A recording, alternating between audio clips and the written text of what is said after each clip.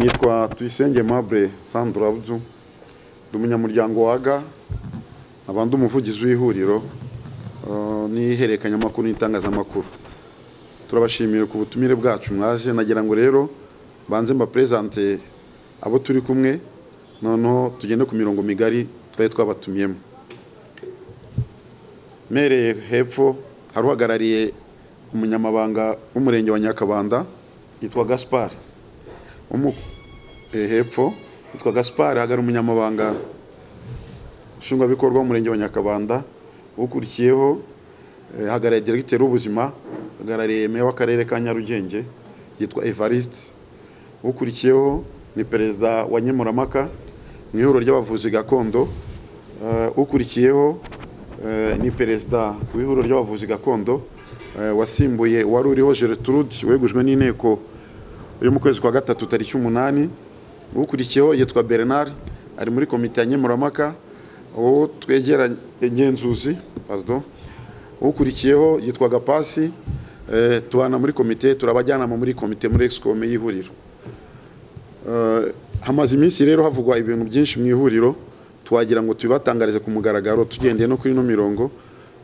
Iri huriro hari mirongo twihaye yo kubasobanura, ariko nahereza ijambo mukire akadutangiriza.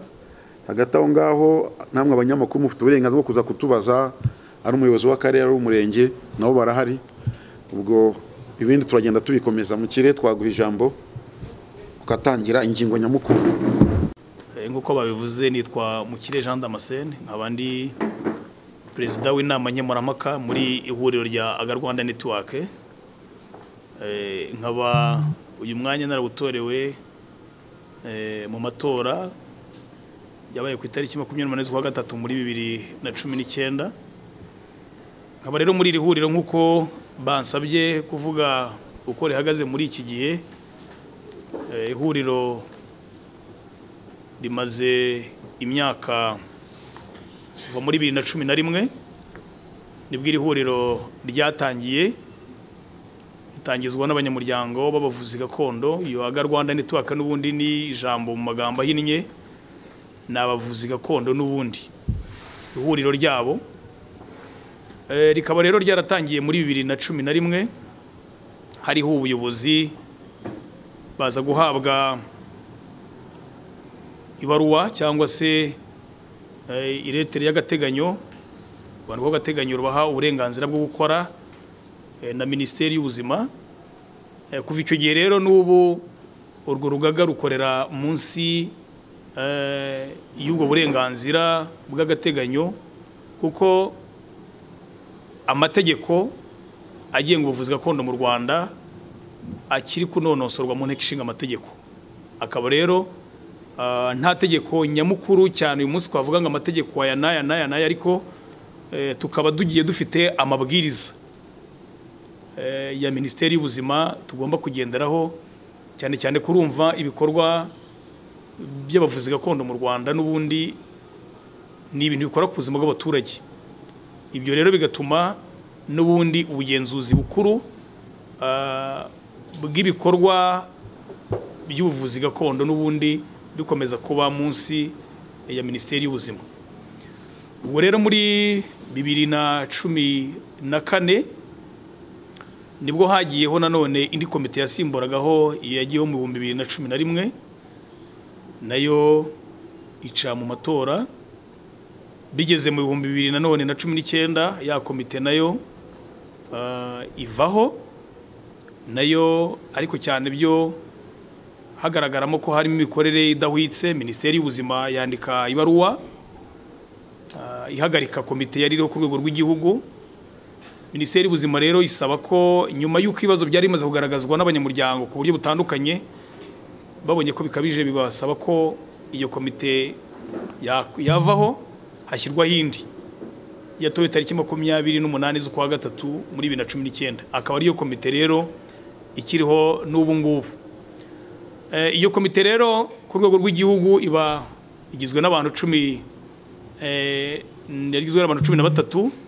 ariko biza kuba ngombwa yuko nanone twicara tubona ko bikwiriye ko kongeramo abandi bantu, biba ngombwa yuko inteko rusange nanone yongeye kongeramo abandi bajyanama babiri ndetse n'umuyobozi uhagarariye guhuza ibikorwa by'ihuriro ndetse n'itangazamakuru ry'iri huriro. Ubwo akaba ari abantu 16. Kuva rero icyo gihe muri 2019 dutorwa kugeza uyu munsi turiho, ya komite niyo ikiriho. Gusa nyuma yuko hagaragaye nanone imikorere itariyo mu ihuriro yakunze kuranga umuyobozi mukuru w'ihuriro rya Aga Rwanda Network, byabaye ngombwa yuko nk'urwego rushinzwe gukemura impaka, nyuma yuko tubonye ko mu ihuriro harimo ibibazo byinshi bigiye bitandukanye, twandikiye umuyobozi mukuru w'ihuriro tumusaba ko yatumiza inama, kuko twabonaga ibintu bikomeza kwigaragaza kandi bitari byo, birimo nko guhutaza uburenganzira bwa bagenzi be, aho twari tumaze kubona ko umuntu afite ububasha bwo kweguza abantu batowe n'abaturage akanomaho abantu ku giti cye, no kubona ibindi bikorwa byagendaga bigaragara ariko bigaragara neza ko bidafite umurongo nk'ihuriro ryagenderagaho. Mu gihe rero twamwandikiraga ibaruwa yo kugira ngo atumize inama dukemure amakimbirane twabonaga arimo azamuka, kandi twabonaga asa nkaho hari ibibazo byari bagiye bimaramo iminsi, ntabwo yayishubije. Yatubwiye ko afite izindi nzego agomba kwitura, ariko bikagaragara neza yuko muri huriro rifite inzego zitandukanye. Ntabwo nabatangiye nzibabwira, harimo perezida, hakabamo vice perezida, hakabamo umunyamabanga, hakabamo komite ngenzuzi igizwe n'abantu 3, hakabamo komite njyanama igizwe n'abantu 3, hakabamo komite nkemurampaka igizwe n'abantu 3, hakabamo nanone niyo komite twongeyemo nanone y'abantu bashinzwe ubujyanama ndetse no guhagararira ibikorwa by'itangazamakuru, ndetse bakaba n'abajyanama nanone muri iri huriro. Icyo gihe rero tumaze kubona ko ibyo bibaye, twamwandikiye nanone ibaruwa ya kabiri, nyuma yuko atadushubije ya mbere yo gutumiza inama, tumwandikira ya kabiri. Iya kabiri rero nayo yamubwiraga yuko ibyo bikorwa byo kwirukana abayobozi b'ihuriro ku nzego z'uturere atabifite mu nshingano, kuko ni abayobozi batorwa n'abaturage, bagashyirwaho n'abaturage, bagakorera abaturage. Kuba rero umuyobozi umwe ashobora kwicara wenyine nta yindi komite n'imwe ihari, nta wundi muntu ubizi, akanoma abandi bayobozi b'uturere bashya, akavana abatuye n'abaturage, akabaha inzandiko, ibyo tubona yuko nabyo bitari byo. Harimo guteranya inzego, kuko abo bayobozi b'inzego z'uturere bahagarariye Aga Rwanda Network bari baratuye n'abaturage kandi bahabwa amabaruwa n'uturere bahagarariye, bayohereza muri minisante. Kohereza rero abandi bantu bajya kubasimbura bitanyuze mu karere, bitanyuze mu matora, ukohereza abayobozi babiri, abantu bari basanzwe bafite ubuyobozi, tubona ko atari byo. Tumwandikira ibaruwa nanone imumenyesha ko ibyo akora atari byo, kandi ko abantu bose yavanye mu nshingano nta burenganzira n'ububasha yarabifitiye. Tumusaba ko nanone yatumiza inama. Icyo gihe tubikora noneho mu ibaruwa twamenyeshejemo na Minisiteri y'Ubuzima, tuyibwira yuko igihe cyose uyu muyobozi yanze gukoresha inama, tuzaha ububasha umwungirije agatumiza iyo nama ikaba, kugira ngo twige ibibazo biri mu ihuriro. Niko byagenze rero. Ku itariki 18 z'ukwa kabiri nibwo twatumiye inama nanone y'inteko rusange, kugira ngo twigire hamwe bimwe mu bibazo byari bimaze kuboneka mu ihuriro. Tubona yuko bifite ibintu bikomeye ku buzima bw'abaturage, kuko ibintu byose bifite aho bihuriye. Murambabarira, ni itariki 8 z'ukwezi kwa gatatu. Ikintu rero gikora ku buzima bw'abantu ntabwo twari kugumya kukirebera gutyo, abantu bakomeza gukorera mu kajagari. Abayobozi bamwe boherejwe bavuga ko bahanganye n'abandi bantu boherejwe n'umuntu ku giti cye. biba ngombwa yuko rero iyo nteko rusange yateranye ku itariki 8 z'ukwa gatatu ifata imyanzuro yuko wari umuyobozi mukuru w'iryo huriro yeguzwa, tugashyiraho by'agateganyo kuko nta matora yabaye. Abantu benshi bakomeje kubifata nkaho nta matora yabaye, ahubwo byabaye ko wari umwungirije nk'uko amategeko agenga ingaga n'amashyirahamwe n'amakoperative n'amahuriro abiteganya, nk'igihe umuyobozi avuyeho asimburwa n'uwari umwungirije cyangwa bakurikiranye mu majwi. Tuba rero by'agateganyo dushyizeho wari umwungirije kugira ngo tubashe kusikivi cya manda twatorewe, ikindi kandi adufasha kunoza imikorere y'ihuriro rigiye gukomeza gukora mu kajagari, aho twari dusigaye tubona abantu birirwa mu muhanda bacuruza imiti mu muhanda, bazenguruka abantu bari ku maradiyo bavuga ibintu biterekeranye birimo ibintu wumva rwose bidasobanutse. Muri icyo gihe rero nibwo twari turimo gukora inama nanone tariki 25 z'ukwezi kwa 4, bo twatunguwe no kubona urwego rw'ubugenzacyaha ya nama ntabwo yabashije guterana. Uwari umuyobozi twari twakizeho Uwimana Beata baramufata arafungwa, ariko turashima cyane inzego zacu z'ubutabera kuko mu bushishozi bwazo zaze kubona yuko mu by'ukuri arengana, ararekurwa, nubwo gikomeje nanone kwitaba kugira ngo babanze bakurikirane koko ibyo bibazo byari byaravutse, aho umuntu yaregaga aho uwari umuyobozi yaregaga uwamusimbuye ko hari inyandiko yamwibye. Ariko nk'urwego rushinzwe gukemura impaka mu ihuriro byaradutangaje kubona umuntu aregwa ikintu tutazi. Noneho ibyo bintu rero birangira tumaze gufata umwanzuro wo kuvuga ko uyu muntu yahagaritswe, ahagarikwa ku mugaragaro, ahabwa n'urwandiko n'umuhesha w'inkiko rumwemeza imyanzuro yavuye muri ya nama, ndetse iyo myanzuro y'iyo nteko rusange tuyimenyesha Minisiteri y'Ubuzima, tuyiha na raporo y'ibyayivuyemo kuko twari twarayimenyesheje igihe iyo tariki inama yagombaga kubera, tuyiha na raporo y'ibyayivuyemo. Ubwo rero uyu munsi nk'ikibazo mwambajije uko ihuriro rihagaze muri iki gihe, akaba ari uko nanone ibikorwa bigomba gukomeza. Ariko mu gihe ibikorwa bigomba gukomeza, nanone hari ibibazo tugenda duhura nabyo muri iki gihe twifuza ko abantu bamenya, nuko abantu bari barahawe inzandiko batazwi n'ihuriro, n'ubundi bakomeje kugenda mu baturage bababwira yuko bahagarariye ihuriro, babaka amafaranga.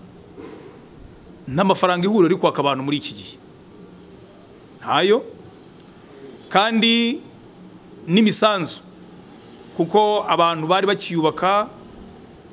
Mwese muzi ihungabana ry'ubukungu ry'imibereho ryatewe n'icyorezo cya Covid. Tugikangurira abantu nanone gukomeza kukaza ingamba zo kukirinda aho bari, ndetse no mu bantu bakira bakabakangurira gukomeza kurwanya no guhashya icyorezo cya Covid-19 kigarije isi yose, atari mu Rwanda honyine.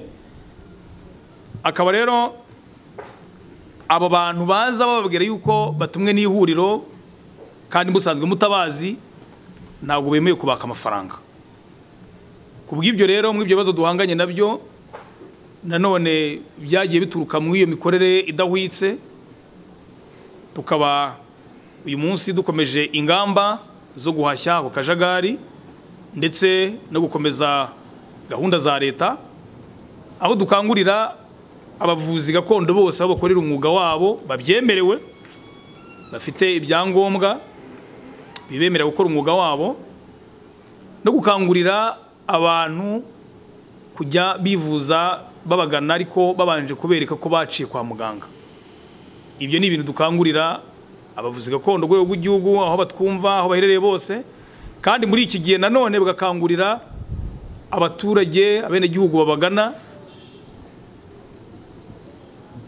gutanga mituweli kugira ngo mu gihe cyose babagana bababwire yuko mu by'ukuri bagomba kwitabira ubwisungane mu kwivuza bwa mituweli de santé buzwi ku izina rya mituweli de santé kugira ngo mu by'ukuri mbere yuko baba abaganga n'abenegihugu mu musanzu tubasaba rero wibanze kandi ukomeye nuko tubasaba nanone musanzu wo gukangurira ababagana bose bakajya babanza nabo bakabibabaza yuko batanze mituweli de santé ubwisungane kugira ngo bibafashe kwikurikirana ndetse binaborohere igihe babonye hari indwara n'ubundi babazaniye babohereza kwa muganga mu buryo bworoshye. Akaba rero mu by'ukuri ishusho y'urugaga muri iki gihe niyo ngiyo.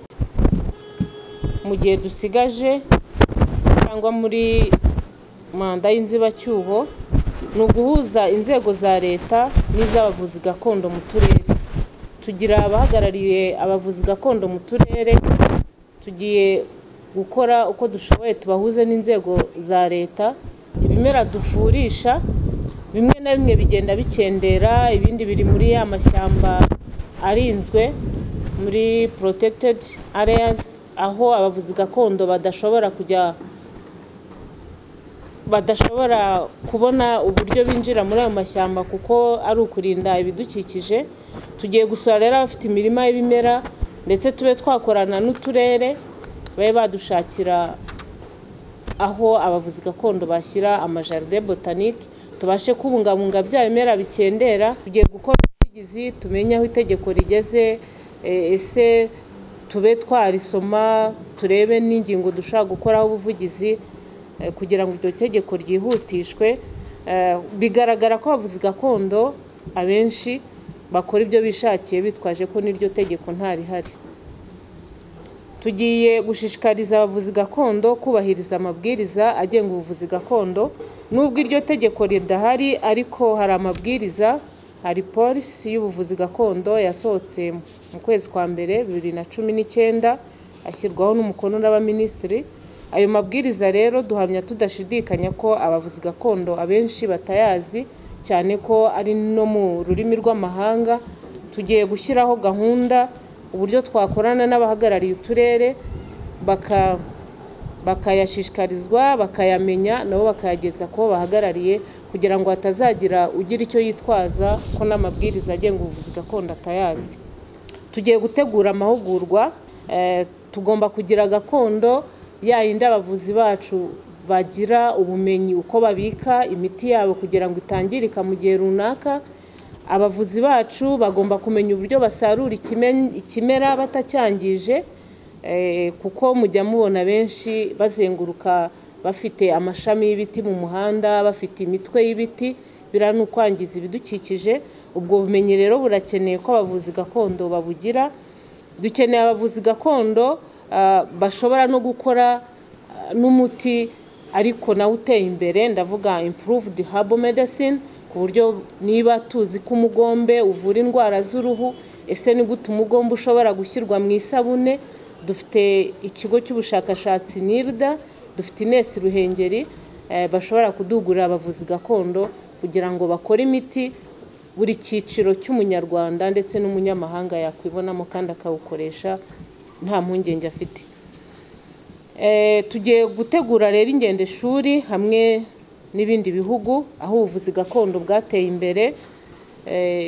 Muri Afurika yacu hari aho ubuvuzi gakondo buteye imbere, nk'urugero nk'aho nageze mu gihugu cya Cameroon, nari ngiye nabwo mu rugendo shuri mu nama y'ubuvuzi gakondo. Turareba igihugu cyacu cya Tanzania, hari imiti ituruka muri Tanzania abavuzi gakondo binaha dukenera mu kuvura cyangwa mu kuvurisha. Ubwo rero tugiye gutegura ingendo shuri abafite ubushobozi babe bakoroherezwa gukora izo ngendo kugira ngo banoze umwuga wabo. Ikindi tugiye kwihatira gukora, tugiye guhuza ibikorwa by'abavuzi gakondo mu turere, tubihuze n'ibikorwa byo ku rwego rw'igihugu, kandi nanone dukusanye ubumenyi bw'abavuzi gakondo, tube twakora documentation cyangwa se bwandikwe, kuko hari abagenda bakava muri uyu mubiri ubwo bumenyi batabusize ugasanga burakendera, natwe tutazamera akawa mugani ngo igicucu ruganzu, kuko ubumenyi yari afite yagiye ntababwigishije. Ubwo rero turashaka gukusanya ubwo bumenyi, tugakora documentation, tukiga uburyo yarindwa. Iyo dokima rero ishobora no gufasha institution za leta mu cyo bita Nagoya Protocol. Nagoya Protocol akaba ari amasezerano u Rwanda rwacu narwo rwasinye rwo gusaranganya cyangwa se kugera ku mutungo kamere, ariko hakabaho kugabana inyungu zivuye kuri wa mutungo kamere. N'ubuvuzi gakondo rero ntabwo bwasigaye nyuma muri ayo masezerano, kuko byagiye bigaragara ko abantu baturuka mu bihugu byo hanze, cyane mu bihugu by'i Burayi no muri Amerika, bakaza bagatwara bwa bumenyi bwacu gakondo, bakabukuramo imiti, bakakuramo inshinge, bagakuramo ibinini, ariko igihugu cyatanze bwa bumenyi ndetse cyatanze ya genetic resources, muri mbabarira muzi ko bivuga mu rurimi rw'ikinyarwanda genetic resources, kikavira mwaho. Ubwo rero iyo dokima izafasha abo bireba, cyane cyane nka REMA ihagarariye ayo masezerano, kuba bwa bumenyi bwabyarira igihugu cyacu akamaro ndetse n'abakora umwuga w'ubuvuzi gakondo. Muri make ndumva ari ibyo bikorwa duteganyije, ariko bizihuta kugira ngo byibura umwaka utaha tuzagira ibyo tumurikira inteko rusange aribo banyamuryango, ndetse tugira ibyo tumurikira n'igihugu cyacu muri rusange, byatuma ubuvuzi gakondo bukorwa neza. Ku isi yose yaba ubuvuzi gakondo, buri gihugu cyose ku isi kigira ubuvuzi gakondo. Ni muri urwo rwego habaye inama yateraniye muri Afrique du Sud, habaho gahunda yo gushyiraho umunsi nyafurika w'ubuvuzi gakondo. Uwo munsi rero bakuri tariki 31 z'ukwa munani ngarukamwaka. Mu ncamake rero umunsi mukuru utangira ihura ritangira 2011, uwo munsi mukuru wabereye mu karere ka Nyanza. Icyo gihe hariho nyakubahwa Meya Abdallah, hatanzwe impamya bushobozi, hari harakozwe amahugurwa mu gihugu cyose. Icyo gihe nyakubahwa Minister Ndagijimana Uziel yarahagarariye nyakubahwa Minister Binagwaho Agnes. Ni icyo gihe hatanzwe certificate, mugiye ku rubuga rwa MS muzayibonaho, habaye umunsi mukuru, haba na expo. Turizeza rero abavuzi gakondo n'ubundi ko umunsi nyafurika uzaba, abari kuzenguruka bihitirira ihuriro babaka amafaranga, sibyo?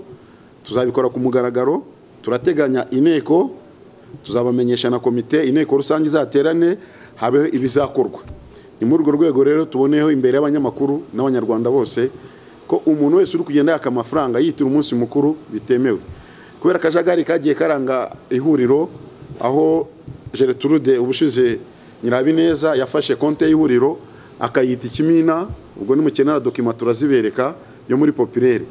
Nuvuga ngo konte mu nteko itaha muzabigaragazwa konte nshyashya, nkuko perezida Nyamuraka bivuze, twirinze ibyo bintu. Nta muntu wemerewe kuzajya gufata amafaranga muzamunyuzaho konte uzana iyo bordero. Rero tuboneyeho ku mugaragaro nka komite nk'umuvugizi, umuntu wese uri kwaka amafaranga yitira ihuriro ari gukora ibintu ku giti cye, ntago ari byihuriro. Tuboneyeho rero kubamenyesha ko uwo munsi mukuru mu nama yateranye ushize ya komite SCOM uzabera i Kigali, kuko niho hantu afasha abandi muri rusange kugira ngo agiremo gahunda. Ndabibutsa rero ko icyo gihe hamuritswe n'igitabo bita Indongozi y'ubuvuzi gakondo. Mu Rwanda dufite ubuvuzi gakondo butatu. Kuri uwo munsi nyafurika muzabyibonera, nkuko abaturi kumwe bose n'abavuzi, naho bicaye inyuma n'abavuzi, hari inyuma haruhagarariye abaturere, ngo nawe umukiza kumubaza perezida wa Rurindo, abandi n'abahagarariye abavuzi gakondo nabo baturutse mu majyaruguru. Uwo munsi hazagaragazwa ubuvuzi mbonero kungamujya mugenzi wanjye avuze. Mu buvuzi dukora ntago hari ubuteka mutwe. Ku buvuzi muzibonera icyo gihe tuzaba dufite imiti aho ngaho, buri muntu akwereka umuti ukora. Kino gihe dufite icyo bita ubuvuzi bwa gihanga uhanze inka n'ingoma. Ubwo ni bwo buvuzi bwo mu Rwanda, ukongera ukabuhuza n'ubuvuzi gakondo. Gakondo rero mu Kinyarwanda bavuga ko ari ikintu gishinze imizi iwanyu mu nzu gakondo y'iwanyu.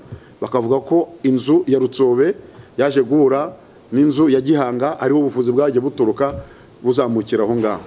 Ubuvuzi bwa gatatu abantu benshi barimo kwitirira, nekereza ko ari nacyo kintu perezida aza kuza kuvugaho muri gahunda ihari, ubuvuzi kamere. Ubuvuzi kamere ni bitwita santé vie. usoma umuntu wanyweye indimu urarya ibiki buriya ni ubuvuzi nyine, ni ubuvuzi kamere, ntabwo ari ubuvuzi gakondo. Gakondo nababwiye ko ariyo dukoresha, ariyo ijya guhura na gihanga uhanze inka n'ingoma mu muco w'Abanyarwanda. Ibindi rero nabyo mumaze iminsi mwumvaho kuri uwo munsi mukuru muzagenda mubireba. Ubwo buvuzi bwose turabufite, dufite abagakondo, dufite ba gihanga, mugenda mubibona, ibyo byose birahari muri uwo munsi mukuru muzayibona. Hari n'abantu biyitirira rero ngo abapfumu, mwibura tugiramo abapfumu.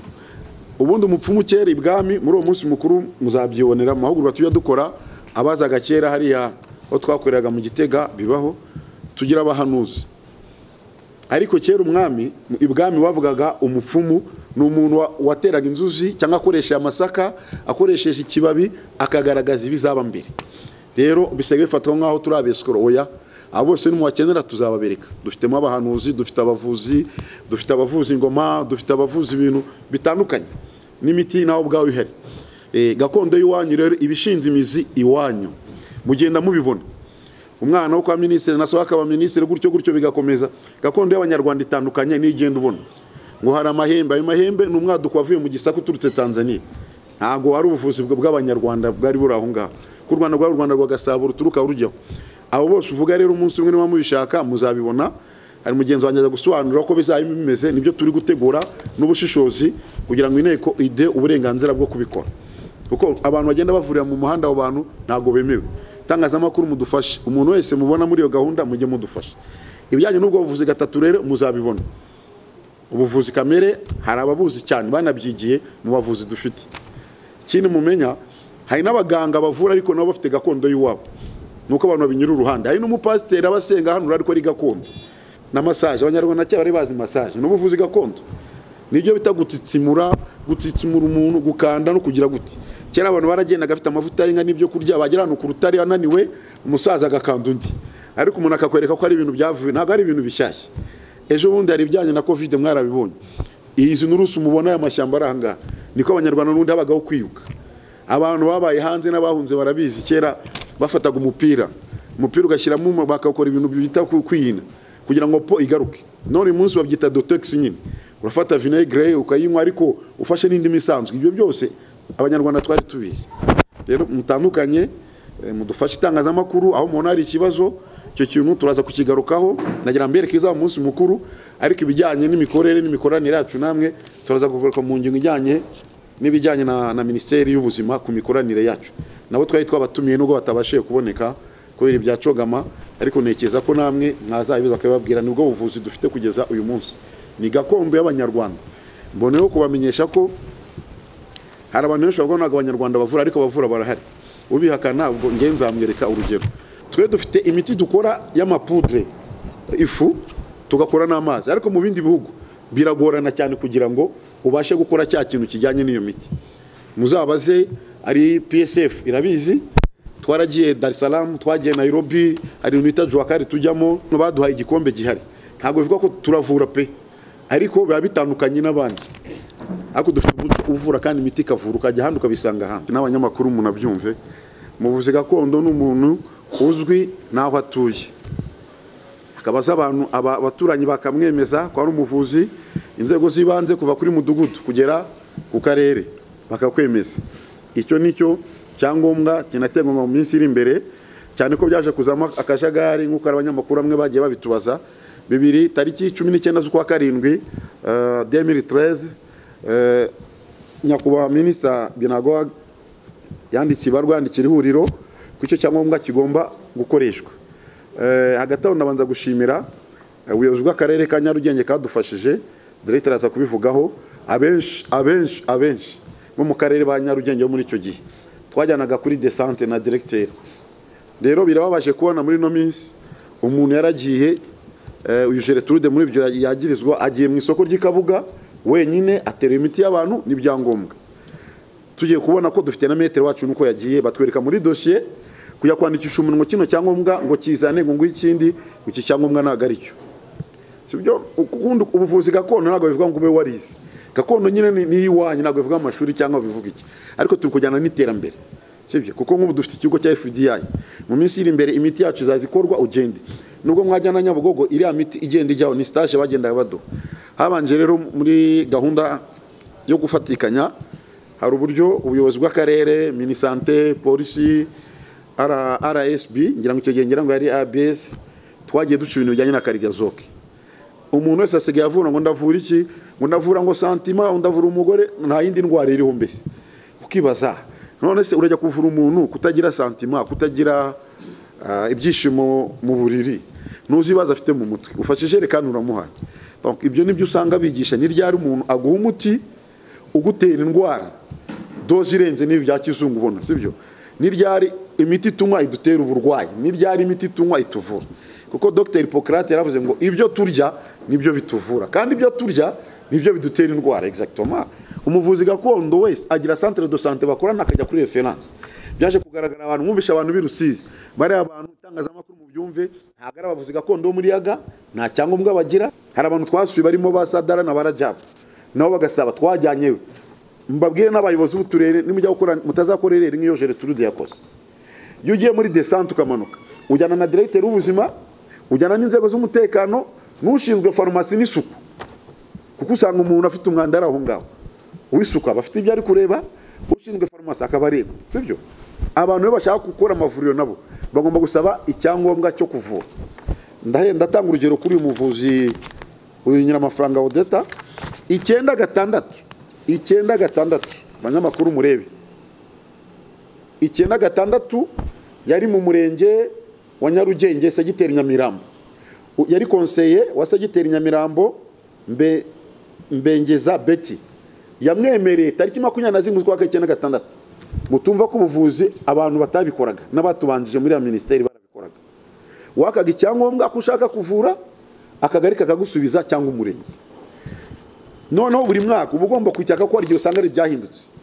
2005 yongeye kugisaba muri wa murenge n'ubundi akoreramo wa Nyamirambo aya ni amarchive tuba dufite agaragaza imikorere n'imikoranire y'inzego umuntu uzakubwira ngo aravura ngo wagendera mu kirere cyangwa agenda niyerekana icyo cyangombwa none perezida w'akarere abisinyeho n'ihuro risinyeho babe bamuzuma niba uri perezida wa Rulindo umuntu akaba ari mu karere ka utamuzi uwo muntu nagaswa agombye kwanzuka mwemeza ko uwo muntu azwi n'abaturage bamuzi ubwo rero nagira ngo mbihuse kuko abantu bagiye babisaba ndibuka tujya muri descente uyu ni umuvuzi witwa Sadara Evariste yanditse umuyobozi w'akarere ka Nyarugenge gusaba uruhushya rwo kuvura mu karere ka Nyarugenge agaragaza ibyangombwa yahawe certificate yahawe y'amahugurwa kuko twagiye dugura mu bintu byinshi hari abantu kera no kwibrosa ari ikibazo ariko uzasanga abavuzi ubu barasirimutse dufite amamodoka bararira abana amashuri usanga ibyo byose umuntu atabizi nuko leta yagiye duha amahugurwa niyo mpamvu abantu bajya hanze 2011 Rekera Emmanuel yagiye mu Buhinde na comptable ni inama mpuzamahanga y'amahugurwa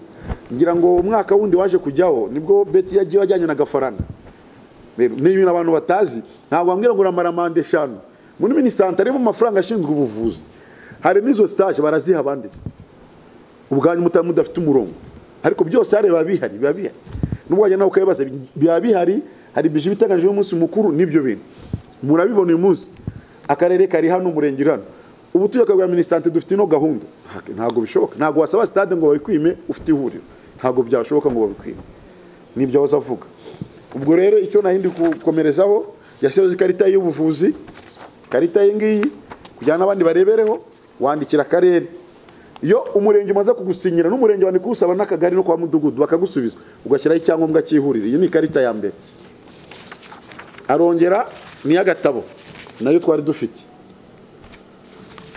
ashyiraho buri mwaka aba n'umunyamuryango kugeza ku ikarita y'amahugurwa bitandukanye na kiriya cyangombwa abavuzi bafite kino gihe ngo icyangombwa cy'uri umuvuzi gakondo kandi n'abaturage bakuzi hakabaho certificate ari no ya mbere yatanzwe na nyakubahwa minister Ndagijimana Uziere ahagarariye Binagwaho iyi niyo certificate ya mbere yatanzwe muri yaga y'amahugurwa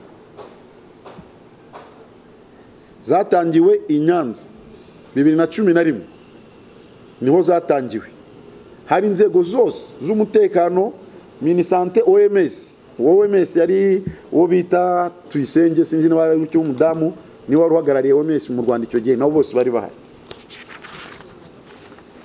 iyi na attestation igaragaza umuvuzi gakondo ukora na centre de santé murayireba igihe umuvuzi gakondo udafite attestation centre de santé nyene kaguhugura hari ibintu byo kurasaga ugasanga imitsura yiciye ariko barakubwira ngo bigenza gutya nk'ubu centre de santé dukorana barakubwira ngo hari umudamu baruzi, yabona amaze nk'umwaka urenze inda bakaguhamagara, nta muvuzi gakondo wemerewe kuvura umuntu atarajya kwa muganga.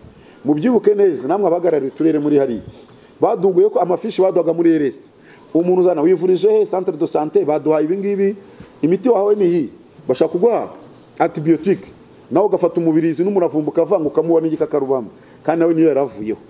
Sibyo, icyo nicyo kintu kiba gihari kandi barabiduguriye. Bakubwira ko iyo uhaye umuntu imiti inshuro 3 bikanga mukore transfer, hari ibyo beta ndusha, hari ibyo gapasa ndusha, pardon, buri muntu nagazi kuvura ibintu byose ijana ku ijana. No mwitegeko badugura batubwiye ko muzatugira inzu dukoreramo kandi ugere ahantu turuka kugira ngo kanso ibeho, bakabidusobanura byose bagiye babikoraho. Mu ncamake naberekaga ishusho y'uburyo dukorana na Minisante, mbere ku buryo byagiye bibaho na tuno dukarita twagiye tubaho. Nuvuga ngo buri karere kabaga buri ntara, aha ni umujyi wa Kigali twari dufite ino karita y'icyatsi, iyi ni umujyi wa Kigali. Amajyepfo n'ubu yarafite umutuku, kuko byaje kugaragara ko abantu bigaga ibyangombwa bakabihimba, ariko hari indi projet nabonye president twigiye ndayo gusikana. Iyi karita none president ni wayisinyaraga ku cyicaro, yaragufashaga aho utambutse ukayigaragaza ugashyiraho na nimero inyuma hari ikibazo bakabahamagara. Birababaje kuba umuntu ministre yandikwa nawe ugiye gusinyamo, ibindi byo bijyanye n'ibyo bibazo umuntu abonye ministre aranditse nawe ugiye gusinyamo, mugenzi wanyu mukanya agiye komerezaho kubijyanye n'ibirango n'ibiki. Ntabwo n'abavuzi mu byumve, niba ari kashe y'abavuzi wagarariye mu karere ka Nyarugenge ntabwo agombye gushyiramo kashe yawe. Kashe y'ihuriro ntabwo ari yawe, ihuriro rigira kashe yayo, naho ibintu byapfiriye. Umuntu aragiye asanze konte avanyaho abantu ashyize ku ruhande, konte akoze ibyayo. Hari ikindi kintu cyabaye maze iminsi mwumva, hakozwe ikintu cyita ibarura. Ye ntabwo nagiyemo, directeur yarahari, ariko iryo barura yakoze uyu munsi yavuze ko Minisante yamutumye. Ibarura ryakozwe bwa mbere mu Rwanda ry'abavuzi gakondo ni agatwarikoze, turikorana n'umutekinisiye wa Minisante. Iki gitabo mbona ni data y'abavuzi gakondo, mboneyeho kumenyesha abavuzi bose bari mu Rwanda bari mu ihuriro ryaga ko nta muntu ugomba gutanga amafaranga igihe cyose. Inteko duteganya mu gihe kiri imbere muzamenyeshwa nko mu kwa 7 niza afata imirongo migari. Twebwe komite nyobozi ntabwo dufata imirongo migari, ahubwo tugira ibitekerezo bakabyemeza. Nsoza rero kubijyanye n'itegeko president yabivuzeho, ndashimira mu kibazo cya vice president uri muri interim ya president Betty kuba ribu uburyo yagiye kubaza ikabaza ku kibazo cyo mwihuriro. Banyamakuru, banyamuryango, bayobozi muri ahangaha, ibyangombwa byaga ntabwo bitangwa na Minisante, bitangwa n'ihuriro. Abantu batandukanye icyo kibazo, yego twe turi hande ya Minisante nigomba no kudufasha. Mbibutsa ko dufite na stati nkuko nyemuramaka bisobanuye, dufite stati. Abo icyo tugomba gukora ni ukugenda tugira ibyo twongera mu bitanye n'igihe turimo kijyanye n'amakoperative n'amahuriro. Rero kubijyanye no kuvuga ngo na stati turayifite, ibyo umuntu wese yakora amenya ko ari stati tugenga, na stati zibe ryiri, ihuriro ni rimwe kandi riri ku murongo umwe. Hagati aho rero ndanje mbashimira, reka mereze mugenzi wanjye vice president wa Ngenzuzi nawe atugezeho ibijyanye na rogo, ubwo turaba dusoza. Turaza guha ijambo uhagarariye akarere, abandi ba perezida b'uturere avuga mu ncamake, n'umuhagarariye abavuzi agira icyo abivugaho. Nsabe uhagarariye nyakubahwa Nyangashinga ko w'umurenge amere ijambo, uhagarariye meya Deya w'akarere ka Nyarugenge anadusoreze ino conference de presse. Icyo bansabye kubagezaho rero nuko ukurikije imikorere itanoze neza, ari nayo zo ngamba turimo, bagira ngo tumenyeshe abantu ko ibirango twakoreshaga byahindutse, kubera ko harimo ababyiyitirira ndetse n'ababikoresha ku nyungu zabo bwite. Ubu ikirango dufite ubu ngubu, ikirango dufite kugeza ubu ngubu ni ikarita y'u Rwanda irimo ingoma, ikabamo n'igiti, ikabamo n'amagambo yanditseho Aga Rwanda Network. Noneho na kashe nayo yarahindutse, nayo irimo ni kashe y'uruziga irimo ikarita y'u Rwanda, ikabamo ingoma, ikabamo n'igiti. Ngira ngo ko mu bisobanuro wenda uburyo biteye ni ukuvuga rero ngo kuva twajyaho muri 2019 mu kwezi kwa gatatu, umuyobozi w'ihuriro Nyirahabineza Gertrude amaze guhindura ibirango inshuro zirenga ebyiri. Bimwe muzo yahinduye nazo harimo iyi nayo ni logo yashyizeho nayo kandi ayitanga mu byangombwa ahantu henshi. Ubwo rero turagira ngo tutangarize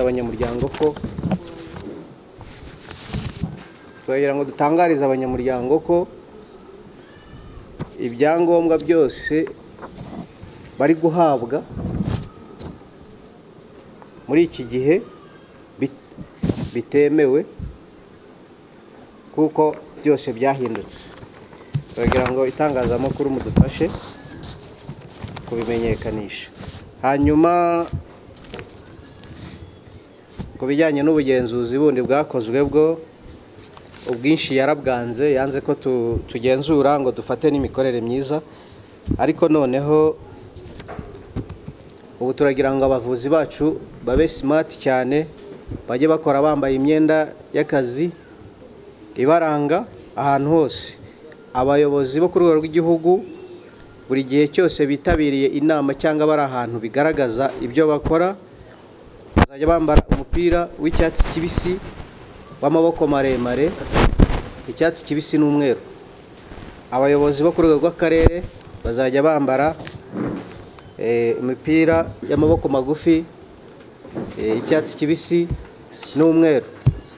Abavuzi basanzwe bazajya bambara imipira y'amaboko magufi y'ubururu n'umweru. Ari mu kazi ari kuvura agomba kuba yambaye itaburiya y'umweru iriho ndetse na logo y'ihuriro. Ibindi byo babivuzeho ni ibijyanye n'ubugenzuzi bw'uburyo imiti ikorwa ndetse n'abayizunguza mu mihanda ndetse n'ahantu hariho hose. Ikindi ni abamamaza imiti. Mu bavuzi gakondo ntabwo twemerewe kwamamaza imiti mu bisekuru hose baba bazwi. Ntabwo rero dukeneye abatwamamaza kuko ibyacu biba byamamaza. Ngira ngo muri rusange ibijyanye n'ubugenzuzi nabihagarikira aho ngaho. Murakoze cyane. Ndakoresha iminota mike mvuge ku mateka y'ubuvuzi gakondo. Ndakoresha undi mwanya mvuga ibibazo byo mu rugaga kugira ngo abanyarwanda badukurikiye bumve neza impamvu y'uyu munsi. Iyo tuvuga ubuvuzi gakondo, bundi gakondo ni ingabo, ni umutwe w'ingabo zarindaga umwami Gihanga, kuko uyu munsi mu Rwanda dufite ingabo zitwa abajepe. Izo ngabo rero zarindaga umwami zitwaga Gihanga. Mu gihe cyabo haje kuboneka icyorezo gikomeye gitera u Rwanda ubuvuzi bugezweho bwari butari bwagera mu Rwanda, bityo izo ngabo zifata umwanzuro wo kuvura abanyarwanda. Ubwo niba turaha mu karere nda Kanyarugenge bakajya kuvura abaturage bo mu karere nda ka Kirehe, igihe abaturage ba Nyarugenge n'abakirehe bazahura baganira ku cyorezo bakababwira ko ingabo za Gihanga cyangwa se za ngabo za Gihanga zabavuye. Ndagira ngo abadukurikiye kuri izi kamera mujye mumenya impamvu Gihanga naho cyakomotse. Abashaka no kubimenya mushobora kujya mu karere ka Musanze hariya Nyakinama, ibyo bikorwa muzabihasanga. Ari naho hakomotse icyumweru cya Mewiki abasirikare bakoresha iyo bavura abaturage. Rero ubuvuzi bwa Gihanga cyangwa ubuvuzi bwa gakondo ni ubuvuzi bumaze igihe kirekire bukorwa, ariko bugakorwa mu buryo bwiza, akaba ari nacyo kigenderewe. Hagati mu mwaka wa 400 mbere ya Kristo niho abashakashatsi batandukanye ku isi batangiye gusa naho bakora kuri ibi bintu by'ibimera. baje gukora ibishoboka byose bagera hagati ya 40 na 49 nyuma ya Kristo. Ubwo ni mu kinyejana cya mbere aho abahanga batandukanye baje guhuriza hamwe babona ibimera 600. Igihe kigeze banditse inyandiko zitandukanye kugeza igihe mu 1883 ariho ibyo bimera byashyikirijwe abashakashatsi batangira gukora imiti y'umwimerere ari nayo yifashishwa. Ntabwo ubuvuzi gakondo rero bugomba gufatwa mu buryo bwa bundi bwo kwica abantu, ahubwo buramutse bufashwe neza bugatunganywa bwatugirira akamaro. Dufite amahirwe ko ibyinshi muri ibi tubikomora kuri basogokuru, ariko kandi aho isigeze tukaba dufite uburyo bwinshi tugomba kureberamo ibi bintu. Urugero dufite ibitabo nk'ibyo bita plante medicinale, ibitabo byitwa santé par nature, ibitabo byitwa croquet, ni ibitabo bitandukanye abantu babasha kwifashisha kugira ngo banoze neza ibyo bakora. Rero iyo dufasha bagenzi bacu bavuze gakondo twifashisha ubwo bumenyi dukomora kuri basogokuru, ariko kandi tukazana n'ibyo bintu abahanga bamwe batandukanye bagiye begeranya. Ako kantu gato kavuga ku buvuzi gakondo. Icya kabiri, bagenzi banjye bakomeje kuvuga abantu bagenda biyitirira ihuriro k'umuntu dukurikiye akumva ntago ari kumva neza ibyo bintu. Tariki 28 z'ukwa gatatu mu mwaka wa 2019 habaye amatora. Ayo matora haje gutorwamo iyi komite, ariko iri kumwe n'uwari umuyobozi waje kweguzwa Nyirahabineza Jean Trude. Ku makosa menshi yagiye amuranga arimo kweguza bagenzi be, nk'ubu yeguje wari perezida wa Nkemurampaka Amini, perezida wa Ngenzuzi, atakiye umuyobozi wa Nkemurampaka amubajije ibyo ngibyo amubwira ko nta bushobozi abifitiye, aramweguza. Yongera kweguza wari umwungirije ariwe Betty Uwimana, aragenda yeguza abayobozi mu turere. Umutungo w'ihuriro ntiyagaragaza neza imikorere yawo. Noneho nk'uko nyakubahwa perezida wa Nkemurampaka yaje kubivuga, ubwo baje kwandikira uwari umwungirije icyo gihe ariwe Uwimana Beata kugira ngo atumize inteko. Iyo nteko yateranye tariki ya 3 z'ukwezi, tariki 8 z'ukwezi kwa gatatu umwaka wa 2022. Inama iraterana, imaze kugezwaho imikorere idahwitse y'uwari umuyobozi. Inteko imukuraho icyizere, imaze kumukuraho icyizere iramweguza. Imaze kumweguza mu gateganyo wari umwungirije aba perezida kugira ngo akomeze imirimo yarashinzwe kandi anahuze ibibazo, anahuze imikorere yose y'urugaga, ndetse ari ukuntu yateza urugaga imbere. Iyo tariki ndumwe mu batowe icyo gihe kugira ngo mfatanye na komite, ariko no muri komite yasaga naho yagize ikibazo. Ababyibuka mu munsi mukuru nyafurika twari Kimironko, uwo muyobozi yankize imbere y'abaturage aravuga ati uyu niwe mujye inama wa mbere mu gihugu. Rero ntabwo yemeye ko mugira inama, ngira ngo yaza kubinyemerera ntabwo ari kugwa mu makosa yaguyemo. Tumaze kumva ibyo bibazo kandi inteko imaze kudushinga imirimo, twagerageje gukora ibishoboka byose kugira ngo ba bantu yeguje mu turere tubasubizeho. Ndumwe mu bantu bagenze uturere 30 tugize igihugu kugira ngo turebe ko abo bantu begujwe basubira ku mirimo yabo. Rero ndagira ngo mbwire abanyarwanda badukurikiye, uwo mumama ntabwo yigeze yumva iby'inteko yakoze. Na n'uyu munsi aho ari hose arakiyitira ko ari perezida wavuze gakondo mu Rwanda, kandi inteko yaramweguje. Kagira ngo rero abadukurikiye babyumve banabisobanukirwe aho bamubona hose. N'ubu amakuru dufite nyuma yo kweguza no kwirukana abantu mu buryo butari bwo, yaje no kwiba ofisi y'urugaga. Yaje kwiba ofisi y'urugaga. Ubu turacyashakisha, igihe cyose tuzayigwaho tuzayifata, tuzitabaza inzego z'ubuyobozi. Rero ni muri urwo rwego agenda beshya inzego za leta. Ashobora gusanga ahantu henda twaba turi nkangaha, kavuga ati hari inama iraha naha iteranywe n'amabandi kugira ngo wenda abantu bumve ko ari ibintu byacitse. Ni muri urwo rwego tariki 25 z'ukwa kane uyu mwaka, ubwo twari mu nama yari huje abayobozi b'uturere tugira ngo tubamurikire ibyo tumaze kugeraho, tunababwira ibyo tugiye gukora. Inzego zifite mu nshingano zadusanze mu nama ubwo zihita zifata umuyobozi ziramutwara. Ariko reka dushime ko dufite abayobozi beza kandi bashishoza, nyuma yo gushishoza basanze ibyo bintu atari byo, baje kumurekura. Reka mbone no kubagaragaza ko uwo muntu yegujwe mu buryo bwemewe n'amategeko.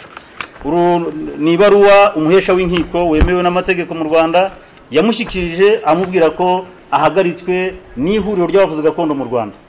Rero uhereye icyo gihe kugeza amaginga ya aracyagaragara cyangwa se arakigaragaza nk'umuyobozi. Mbonero kubwira abanyarwanda bose bari mu turere dutandukanye ko igihe cyose bazamubona cyangwa bakabona abantu yohereje ngo baze gufata amafaranga, ni amafaranga ye bwite, ntabwo ari amafaranga y'ihuriro. Iyo nteko yari yateranye n'abantu 66 ku bwiganzire bw'abantu bamweguje, yegujwe n'abantu 64. Ngo abantu babiri nibo batasinye kuri ibyo ngibyo. Dushingiye uko amategeko abiteganya, ibi byari byakozwe mu buryo bwemewe. Rero ni byinshi twakagombye kuvuga, ariko wenda umwanya ni mugufi. Mu ncamake uyu munsi wa none abo bantu bagenda bavuga ko barimo gukorera urugaga ntabwo tubazi, kandi barasaruza amafaranga, babasha kuyasaruza biyitiriye bavuga, ariko nta muntu wabatumye. Uhereye ku mafaranga, ndi umwe mu bantu bari muri iyo timu yagendaga ibarura, nagendaga imbere ndi kumwe na perezida wa ngenzuzi. Twageze mu karere ka Rulindo, mu karere ka Gakenke, akarere ka Gicumbi, akarere ka Burera, tugenda dusaba sale, tubonana na sante, tubabwira ko tugiye kubarura. Kugeza aka kanya umutungo wavuye muri iryo barura ntabwo tuzi uburyo wakoreshejwemo, kandi ni umutungo mwinshi. Ndabyibuka ndaza kureba yenda tariki twari mu karere ka Gasabo, hari ku mugoroba, hari kuwa gatanu, aho yagiye imbere ya komite nyobozi n'abaturage bari bahari, avuga ko gahunda arimo gukora agira ngo ahuze ibyangombwa by'abavuzi gakondo abihuze n'irangamuntu. Anagaragaza ko abakozi bari aho ngaho ari abakozi Minisante na NIDA bohereje kugira ngo iyo mirimo yo guhuza ibyangombwa n'irangamuntu bikorwe. Ariko nyuma twaje gusanga ibyo bintu tubikemangwaho, kuko twasanze igihe komite ngenzuzi yashakaga gukurikirana ibyo bintu neza, nibwo yatangiye kuzana ibintu bya rwasera no kwirukana abantu. Rero uwo mutungo wose abantu babaruye mu gihugu kugeza ubu ntabwo wambaza ngo ni bangahe, ariko ni abantu benshi. Umutungo wose wakomotse muri iryo barura ntabwo tuzi ahantu uri, yaba ofisi yarayibye, imikoranire ye n'abagenzi be yaje kutaba myiza. Mu gihe abantu bagurutse ngo bakemure ibyo bibazo, nibwo yatangiye kuzana rwaserera. Igihe inteko imuhagaritse mu buryo bwemewe n'amategeko, nabwo yarabyanze. Mboneyeho kubwira abadukurikiye bose mu gihugu ko aho bashobora kumubona yitirira uru rwego, aho yajya mu bikorwa byiza bya leta azabyitabire nka Genturuda, ariko ntakabyitabire nka perezida w'abavuzi gakondo mu Rwanda. Murakoze rero, ndibwira ko wenda hari byaba byumvikanye, kandi ndibwira ko mu mikoranire n'ubufatanye byanze bikunze ibintu bizamenyekana. Murakoze cyane, ndabashimiye. Murakoze cyane. Nitwa Umuremyi Innocent, nkaba ndi umuvuzi gakondo. Icyo nashakaga kuvuga ku nyunganizi ku kibazo cyari kibajijwe, muri akarere abavuzi gakondo mu karere ka Rulindo, aha nkaba nashakaga kubanza ku nyunganizi ku kibazo cyari kibajijwe ku umunyamakuru yarabajije ati ese iyo mutanga umuti w'umwijima niba muri abavuzi gakondo biragaragara ko muri mwe mushobora kuba mukoresha, ariko ikibazo numvise nanjye kindeba kuko ndi umwe mu batanga umuti w'umwijima. Akibaje rero yavuze ati ese iyo mutanga umuti w'umwijima ko uba udapimye, ni ikihe gipimo muheraho mutanga umuti w'umwijima? Icyizere ku bafata umuti w'umwijima kugira ngo babe badafite ubwoba bwo kuwufata ni ikihe? Akenshi ntabwo duhimba umwuga w'ubuvuzi gakondo. Impamvu yitwa gakondo nuko tuwuvana ku basogokuruza bacu. Umuti dukoresha ukaba warakoreshejwe n'abatubanjirije, na n'uyu munsi tukaba natwe tuwukoresha, tukaba duteganya kuwusigira nabo twabyaye cyangwa turimo tubyara. Rero impungenge zo ku muti, zo ku gipimo, igipimo dukoresha ni cyakoreshejwe n'abasogokuruza bacu, kuko nta hantu uyu munsi turabona imashini cyangwa se izindi nyunganizi ziduha igipimo turi bukoreshe. Aho ngaho bikaza ku mpungenge z'ibiti bikoreshwa mu majyepfo, amajyaruguru, uburasirazuba n'uburengerazuba, biba bitandukanye ku ndwara imwe, hanyuma ariko kandi byose bigafasha kimwe. Aho rero niho hatuma tugendera kuko ababyeyi bacu bawukoreshaga uwo muti, bikamara impungenge abawufata. Hari n'ikindi kintu yenda twigeze kugira amahugurwa mu mwaka wa 2007 muri Eleste, aho Dr Marie José Bigendako yaduhaye amabwiriza, yaduhaye kucyo yarazi cyangwa se ku nyigo yari yarizwe y'uburyo ki abakoresha umuti w'umwijima bagomba kuwukoresha ntutere impungenge, ntushobore kuba wakwica uwutwaye. Ubundi mu mahugurwa twagize icyo gihe mu mwaka wa 2007 batugaragarije ko nta muntu ukwiye gutanga umuti w'umwijima ufite ibara ry'icyatsi, kuko iyo umuti ufite ibara ry'icyatsi ubwawo ujya gutera umwijima uburwayi. Rero ku bantu bakoresha umuti w'umwijima bakwiye kuba bawuhindurira ibara, ntube usohoka ugenda ufite ibara ry'icyatsi kuko uyita wangiza umwijima ubwawo. Ubwo rero ni bimwe yenda bituruka ku mahugurwa ihuriro ry'abavuzi gakondo mu Rwanda ryagennye,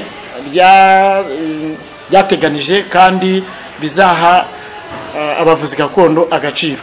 Nkikomeje rero ahangaha mboneyeho uburyo bwiza bwo gukomeza ku mwanya bangeneye wo kugira icyo mvuga. Aha ndashimira leta y'u Rwanda yateganije ko habaho abavuzi gakondo kandi hakabaho ihuriro ry'abavuzi gakondo mu Rwanda, nubwo bigenda biba ingorabahizi kugira ngo komite zishobore kurangura neza ibyo ziba zarateganirijwe, nk'ibyo byo kuza nko gufungishanya.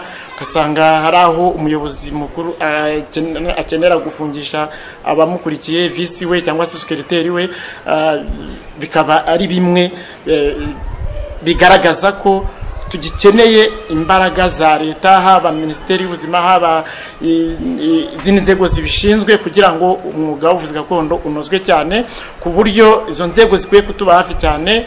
Aho byagaragaye ko hari akajagari gaterwa na bamwe mu bavuzi gakondo bagenda batwara imiti bayijyana mu masoko hirya no hino. Ejo bundi mu kwezi gushize hari abavuzi gakondo bagiye gushyira imiti mu karere ka Rulindo, bayishyira mu muhanda mu isoko rya Base, aho twagiranye ibiganiro n'ubuyobozi bw'akarere bugasaba ko bihagarara, ariko umuyobozi w'umurenge ntashobore kudufasha ngo bihagarare. Icyo gihe komite yarabimenye, ariko tubi icyo twabikoraho. Ariko ibyo ngibyo yenda bari bafite urwo rwego rwasimbujwe n'ino komite, bavugaga ko ari rwo rwabahabwa uburenganzira bwo kujya kwamamaza no gushyira imiti ku muhanda. Yari iri mu muhanda rwagati, biri hafi ya hose mu gihugu.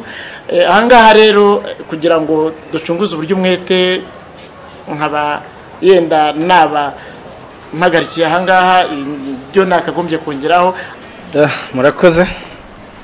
Nitwa Rusembuza Gaspard, mpagarariye umunyamabanga nshingwabikorwa w'umurenge wa Nyakabanda utabashije kuboneka kuri mu zindi gahunda. Ndagira ngo rero wenda nk'ubuyobozi twebwe duhagarariye tunabashimire, tubashimire nk'abafatanyabikorwa. Ihuriro ry'abavuzi gakondo ni abafatanyabikorwa b'ubuyobozi. Umuntu wese ufite icyo akora ku muturage kandi kimufasha kugira ngo ubuzima bube bwiza aba ari umufatanyabikorwa kandi w'ingenzi. Leta rero ifite inshingano z'ibanze ku muturage kugira ngo agire ubuzima bwiza. Aho ahurira rero, aho leta ihurira n'abavuzi gakondo, nuko nabo bafite inshingano zo kubungabunga ubuzima bw'umuturage. Avuga ngo twebwe bitubera byiza iyo bikozwe bitarimo akajagari. Leta ifite inshingano ikagira n'ijisho rireba hose, kureberera yuko b'abavuzi gakondo babikora binyuze mu mirongo yateganijwe hubahirijwe amategeko n'aya mabwiriza yavugwaga, ntibikorwe mu kajagari kugira ngo bitabangamira ubuzima bw'umuturage.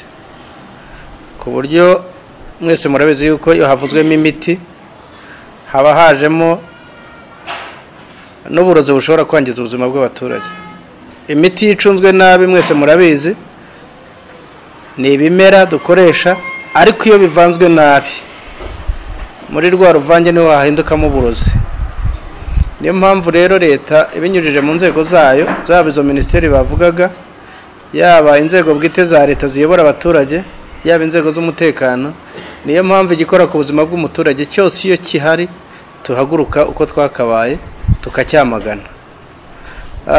Rero turajya inama yuko abavuzi gakondo byakorwa koko n'ababizi bafite aho babikomora, bifite icyo bimaze ku muturage, kandi noneho nyuma y'ibyo na leta ikaba yabitangiye uburenganzira, bigakorwa hari uburenganzira. Hari ubufasha rero abavuzi gakondo mu ihuriro ryabo basaba gufatanya na leta. Mu gufatanya twumvise hari ibintu byinshi, hari inzira nyinshi bikibasaba kunyuramo. Murasaba kuva mu ihuriro mu burugaga, ibyo ngibyo wenda inzego zifite ububasha zirabicukumbura zikabyigaho zikabyemeza hashingiwe ku mategeko. Twagira ngo dusabe mu gihe icyo gihe cyose bisabwa, abatarabibona ntibaba bemerewe gukora. No kuvuga ngo udafite icyangombwa ahabwa na minisiteri ifite ubuzima mu nshingano ntaba yemerewe kuvura, kuko buri wese yabyiga. Twebwe icyo tureba no kugira ngo ababikora nk'umwuga babifitiye icyemezo minisiteri itanga. Niba batagifite se ubwo se akajagari nk'ubuzunguzayi bundi tubona mu mihanda? Ubundi serivisi y'ubuvuzi irihariye, ntabwo yamamazwa cyangwa ngo ipiganirwe nk'uko mubivuga, ahubwo serivisi nziza dutanga twe nk'abavuzi gakondo, njye ku ruhande rwanyu, niyo ituma abatugana bazi icyo twemeranya neza icyo batumariye. Ntabwo tubagana yuko hari ijwi rirerire bivuga, ahubwo ubuhanga buri muri bimwe dukora nibwo bwivugira bugahamagara abatugana. Cyane cyane numvise mu mahame remezo yanyu atari ubucuruzi, ahubwo igikomeye ari ukwimakaza wa murage gakondo mukomora ku basokuruza n'abakurambere banyu, ariko bikaba bifitiye umumaro abavurwa, kubera yuko iyo bifite ubuziranenge, iyo nta nenge bifite, ibyo mukoresha nibyo biba byizewe kuko biba ari gakondo. Avuga ngo rero nibikorwe hatabayeho kwigana, nibikorwe atari gushakamo amaronko, nibikorwe atari gushakaho abantu bihisha, atari no kubikoperana ngo babyigane, usange bigize ingaruka ku muturage rimwe na rimwe yo kujya amenya n'icyo yazize. Byitwe ngo uramuvura indwara yoroheje, usange ya miti muteye indwara noneho idakira, usanga abaturage bararunduka. Ikindi, abantu bakunda ubuzima, iyo babeshye batabizi baza birukanka, ugasanga indwara zikomeye abantu barafisha ku mapankarite ngo barazivura, nyamara ari ukugira ngo basabe amafaranga y'umurengera abaturage bayabasigire bo gukira, ahubwo usanga umuntu anyweye doze nyinshi ya bwa burozi, ahubwo wa mwijima yaraje kwivuza, za mpyiko yari kwivuza, ya kanseri, noneho ahise ahuhuka. Icyo kintu mu bintu mwamamaza, mu bintu muganira, mubigarukeho, kuko buriya bijya kumenyekana hamaze kugira benshi bahasiga ubuzima.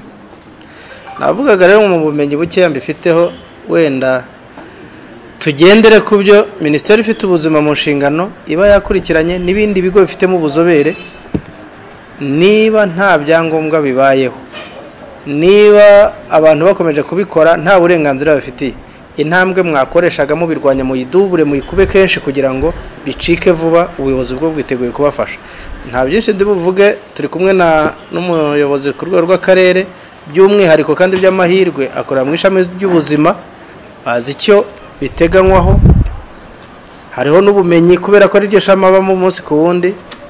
Noneho no mu izina ry'akarere ndagira ngo muhe umwanya we abagezeho ubutumwa akarere ka Nyarugenge kabageneye, hanyuma tuze kuganisha ku musozo aranadusozereza tujye mu zindi gahunda. Murakoze.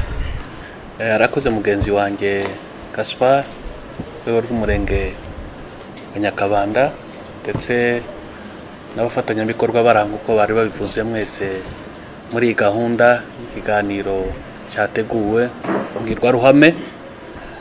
Mu by'ukuri ni byiza kuko byagaragaye abenshi abanyamakuru mwabibonye, ni ikiganiro cyateguwe na AGA bashaka kugaragaza bimwe ko bahagaze muri AGA kuko yabigaragaje genzuzi cyangwa se perezida, ndetse presidente nawe aza kubigaruka avuga ibikorwa byiza bateganya bafite ku rwego rw'igihugu. Bagaragaza n'umunyamakuru agaragaza zimwe muri gahunda zihutirwa zizakorwa, harimo umunsi wa gakondo uteganyijwe ku rwego rw'akarere ku rwego rw'igihugu uzaba mu kwezi kwa 8 tariki 30 nimba nabyumvise neza n'imwe, n'ibindi byagiye biganirwa hano. Rero iki ni igikorwa nkuko babiteguye babyifuje bandikiye ubuyobozi bw'akarere ka Nyarugenge, bifurije mwuko iyi gahunda y'ibiganiro nk'ibi biberamo. Ikigaragara mu by'ukuri wenda ntabwo twebwe turaha mu rwego rwo kureba bimwe mu bibazo ndetse biri mu buyobozi y'amakimbirane, kuko hari aho bashatse kubivuga. Hari amazina yagarutswemo y'abahoze ariho perezida, sibyo twajemo, nta nubwo hano ariho tuje kugaragaza nk'aho ari urubanza gusa. Ubutumwa nyamukuru nk'uko mugenzi wanjye yarabivuze, twagira ngo dusabe muri iki kiganiro cyabereye aha mwateguye, akarere karakizi, mwaratwandikiye, mwandikiye umuyobozi w'akarere nshingwabikorwa ndetse umuyobozi twaje duhagarariye wadutumye, nuko kimwe cyo mu by'ukuri tugarukaho dushima nuko mu byo mwagaragaje mu mikorere mwifuza gahunda mufite irasobanutse mwabivuze neza. Wenda n'abandi bataraha nabo batuje ikiganiro nk'iki hari ibyo bavuga bikaryohera amatwi, ariko icyo tuba dukeneye ahanini mu kureba ibikorwa n'icyo bifitiye abaturage nk'uko mugenzi wanjye yarabivuze, ingaruka ku baturage.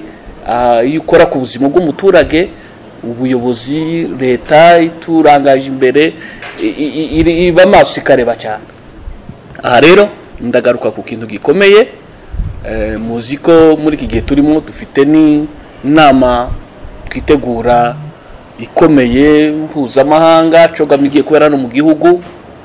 Ndasaba rwose, muzi ko u Rwanda turangwa byinshi byiza, akajagari ntago katuranga, nubwo hari abakigakora ndavuga muri rusange, ariko by'umwihariko zo kugaruka ku buvuzi.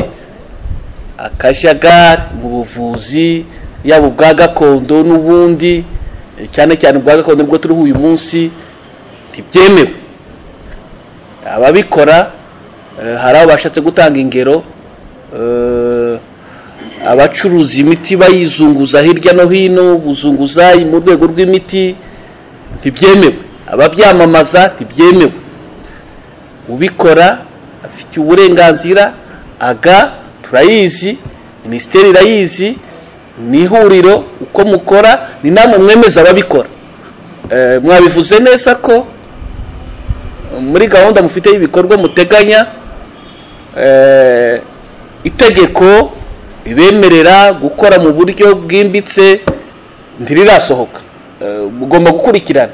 Ni bimwe mu bikorwa byihutirwa mugomba gukora ku buryo mu nteko iryo bwiriza iryo tegeko rigasohoka, n'ibindi bibazo birimo nibyo byabafasha kurushaho. Twasaba ko mwabyihutisha, mwakwegera aho bigeze kugira ngo iryo tegeko ribagenga. Amabwiriza ni meza arahari arabafasha, nayo mugenderaho, ndetse nagrema mwahaboneka kwa minisitiri w'ubuzima mu gihe ari nabyo mugendaho uyu munsi. Ariko nanone ikiruta byose nuko mugomba kugendwa n'itegeko muri iyi mikorere yanyu, muri iyi gahunda yanyu. Ni mu rwego rero twasaba abanyarwanda bose aho bari wenda bakurikiye ikiganiro cyabereye aha kujya kwivuza ku muvuzi gakondo uzwi n'ubuyobozi kandi abikorera ahantu hemewe, hatari mu muhanda, hatari ku isoko, by'umwihariko mu karere ka Nyarugenge ho mu by'ukuri ako kajagari ntikemewe. Byumvikane nimba hari n'ababikora, iyi ni gahunda yateguwe n'ababiteguye, komite ihagarariye igihugu mu rwego rwa gakondo, twasaba ko akajagari k'ubuvuzi gakondo rwose nk'ubuyobozi dufite inzego dukoreramo, nibyo nanigiye kugarukaho no muri iki gihe akarere kacu umujyi wa Kigali tuzaba dufite abashyitsi benshi, hari abashobora kwiza n'ibyo ngibyo, si imiti ya gakondo twayibona, abazabarangira ababishinzwe protokolo kwiteguye muzwi, wenda nabo bandi tutagiye tugarukaho nimba bagifite ibyangombwa babikora mu buryo bwemewe, batabikora mu kajagari bazaganwa. Ntabwo twaje gutunga umuntu agatoki hano, ariko bikorwe mu buryo busukuye, mu buryo butarimo akajagari. Turasaba kudasebya akarere kacu, kudasebya umujyi wacu rwose. Nta muti yaba ari uwa gakondo wemerewe gutanga mu buryo bw'akajagari cyangwa se ahantu hatemewe. Ibikorwa byose bikorwe mu buryo buzwi, inzego zibizi, umurenge ubizi, akagari, kuko byagarutsweho hano. Ni muri urwo rwego mu by'ukuri twebwe kuko twabigarutseho, bivuze neza, ubuvuzi gakondo buremewe mu Rwanda ndetse no ku isi kuko bagiye babigarukaho. Tunashima ibyo mwagiye mugarukaho kuri plan uko mwayivuze nishyirwa mu bikorwa, turahamya neza ko bizagenda neza. Abo rero bakora mu buryo butanoze, bushaka gusebya cyangwa se gukora imikorere itari myiza, ntabwo ubuyobozi bubashigikiye, nta nubwo buzemerwa. Inzego z'umutekano dukorana zidufasha muri byinshi, aho bazasanga abacuruza mu kajagari, abatanga imiti mu kajagari, abakora badafite ibyangombwa bitangwa n'urugaga cyangwa se n'ihuriro, nabyo bazabibazwa. Rwose turi mu gihe dusaba ko muri iki gihe akarere kacu wenda n'aha mu mujyi muri rusange ibyo bintu bicika.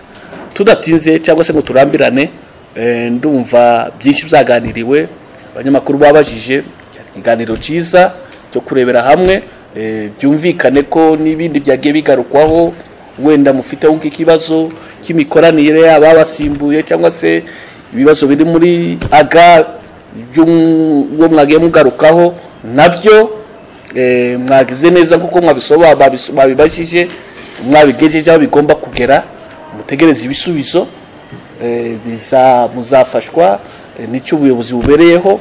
Wenda muri iki gihe hari akazi kenshi, niyo mpamvu wenda minisiteri mwatumye itashoboye kuboneka minisante muri iyi gahunda, ariko turahamya neza ko aho mwagije biriya bibazo, yaba ari minisiteri y'ubutegetsi bw'igihugu, yaba ari minisante, ihari ku bwanyu, ku bw'abaturage, kuri gahunda zose kugira ngo zigende neza.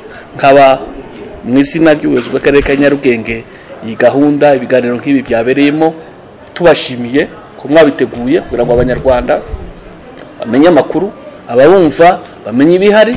Ndumva ntabwo ari ikiganiro cyo guhangana, cyo gusebya cyangwa se cyo kugaragaza ko aba badakora, mu kugaragaza ukuri, cyane cyane ko mwagaragaje ko nibyo mwakoze byinshi mwabigejeje ku nzego zigomba kugera.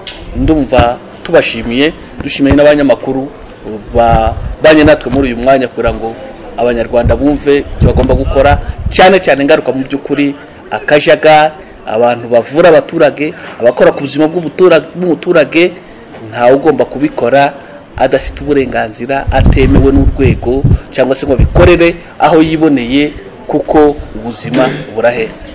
Murakoze, mugire umunsi mwiza.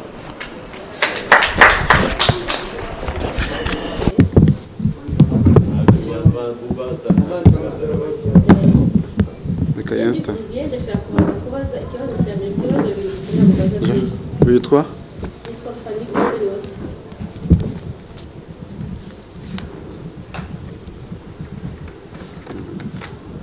Radio Flash. yego ikibazo cyane ndabaza ni se mugendera kuki mu burenganzira umuntu wo kwitwa umuganga gakondo icyo ni ikibazo cya mbere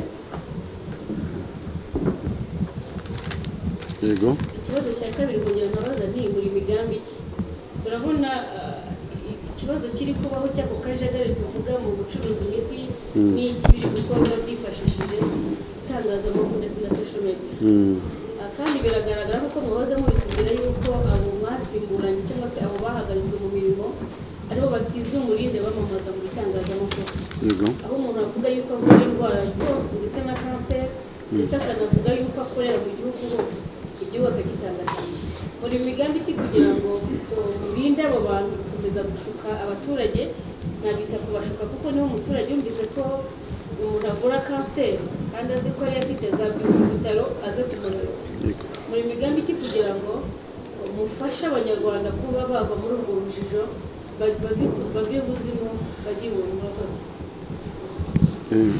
murakoze Fanny ikibazo cya mbere waje mugendera kuki muha uburenganzira bwo kwitwa umuvuzi gakondo ihuriro ry'abavuzi gakondo rihuje amakoperative aba ari menshi rero umuntu avukana ubuvuzi gakondo bw'iwabo niyo gakondo twe icyo dufasha ubuvuzi bw'umuntu ni ukugira ngo niyo amabwiriza nakubwiye kuva na kera nakwerekeye uriya mukecuru Nyiramafaranga Odeta cyane 6 yasabye icyangombwa ubusanzwe uvura umuvuzi gakondo mu ncamake ni umuntu uvurira ahantu azwi n'abaturage n'inzego z'ibanze twebwe dutanga icyangombwa tugendeye kuba uri umunyamuryango kugira ngo umunyamuryango bwa mbere ni ugutanga umusanzu aba rasanzwe n'ibihumbi 13 nyuma yaho rero ukazana cya cyangombwa cya cyangombwa twamara kukwemereza na certificate igaragaza ko wahuguwe kuko twese dukeneye amahugurwa nubwo twarabazi kutadukeneye andi mahugurwa nyuma yaho rero kiriya cyangombwa nahoze nkubwira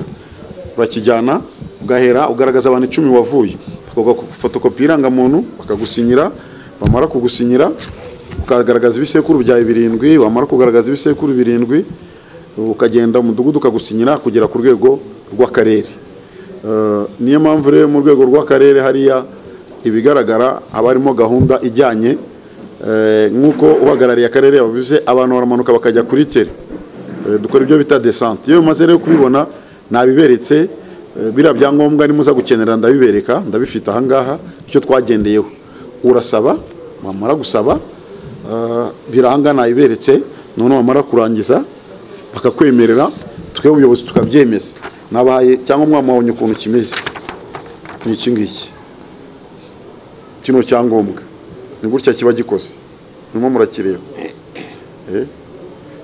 ni icyemezo nubwo nyine abo ni icyemezo kigaragaza umuvuzi gakondo yemejwe n'abaturage bamuzi hamwe n'abayobozi b'inzego z'ibanze zaho atuye niko cyitwa rero mu byajemo akajagari tujye gukosora nyine na komite n'iki nicyo kintu tujye guhera iki cyangombwa hano rero bimaze kubirangiza ugaragaza abantu 10 wavuye yego n'ibisekuru bya 7 amara kurangiza hagatangira umudugudu agasinya kugera firi twakubwira ko icyo cyangombwa kopi uhita uyizana uzana kopi ku ihuriro no twebwe tugakora utonde twohereza muri minisante kushi departement ijyanye n'ibintu bya pharmacy n'ubuvuzi na traditional medicine nicyo tugenderaho gusaba byo nabiberetse ko ibarwa harimo abavuzi basabye nabahaye urugero rw'Nyiramafaranga Odeta yasabye mu tariki 27 z'ukwa karindwi 1996 arongera asaba muri 2005